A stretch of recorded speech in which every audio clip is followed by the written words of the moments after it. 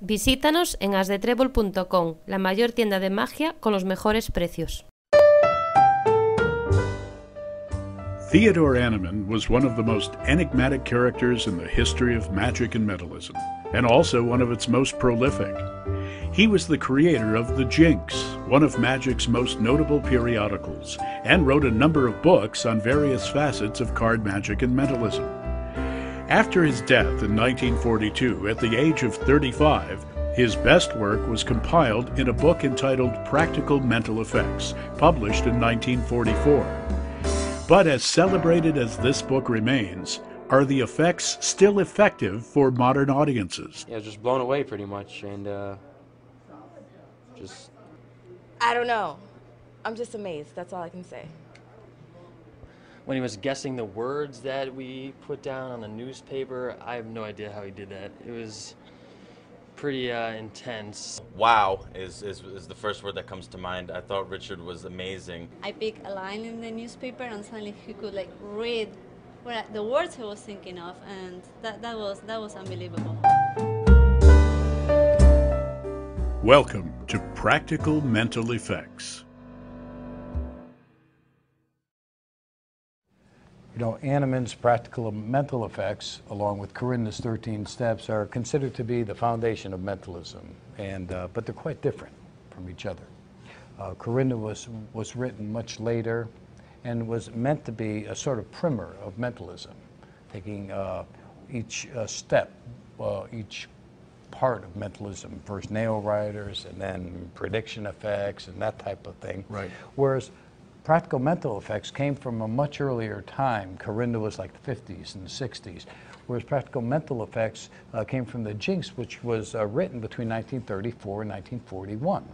And already within the Jinx, these effects had been used for 20 years or so. So these are effects from the turn of the century, from the early teens and the 20s. From working repertoires. Yes, that's the thing. Every one of these effects in this book were from magicians and mentalists who were doing this stuff for real.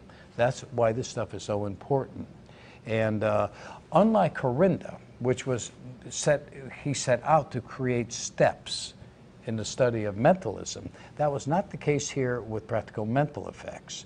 This compilation of mental effects from the Jinx didn't happen until 3 years after Annemann passed away. Okay. And when they put them together in practical mental effects, they tried to organize them, card effects, living and dead tests, but that was never the intent in the first place. Right. The intent was a magazine filled with different effects contributed by Annemann and others. And so when we decided to do this, we talked in great length about this. We said, we're going to take it chapter by chapter like we did with 13 steps. It doesn't make any sense. Right. You know, all we're going to do is wind up having to do 12 living and dead tests in a row, or 12 card effects in a row. Yeah. And even in the introduction, Crimmins mentions that, he tries his best to put these together in some orderly fashion, but even there, you can't really do that because some effects have cards that aren't card effects or part of prediction effects and what have you. So we just chose to pick a montage of effects from different parts of the book, and we're going to disperse these over the course of some 6 DVDs. Yes. And we decided to do it in two efforts. This first set that you're about to look at will consist of the first 3 DVDs, and then we'll move on to the second set in a very short order. I also tried to take effects for this first series that are quite easy to make up and do. There's hardly anything in here you have to go out and buy. Right. Everything you can put together at home. And I want it to truly be practical for anyone who wants to learn these effects. I think it's also important to point out that, like the Corinda project, in no way are we trying to replace this book. We culled through the material that, like you said, you picked some of the easier stuff, but we're not taking the best stuff. This is not a best of. We really want to inspire people to kind of dig into the book even further, because we're just scratching the surface here. There's just untold riches in this book, and even across 6 DVDs, we won't even have scratched the surface of how powerful and contemporary and how applicable to modern repertoires a lot of this material still is. It is not dated in any way, and you see that all the time on magic forums. It's not dated material at all. My big thing, and let me just finish this quick introduction by saying, you know, my big thing is so much happens with technology these days that more and more people want to attribute any miracle they see to some kind of computer chip or something of that nature. The material in here is of the simplest natures.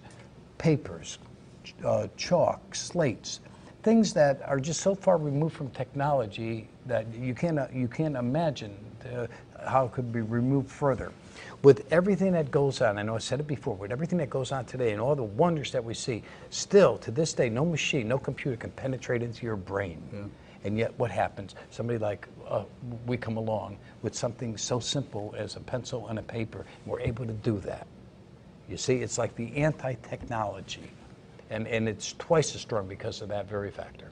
So we hope you enjoy this series, and as Jim said, please understand this is just the beginning for you. Thank you.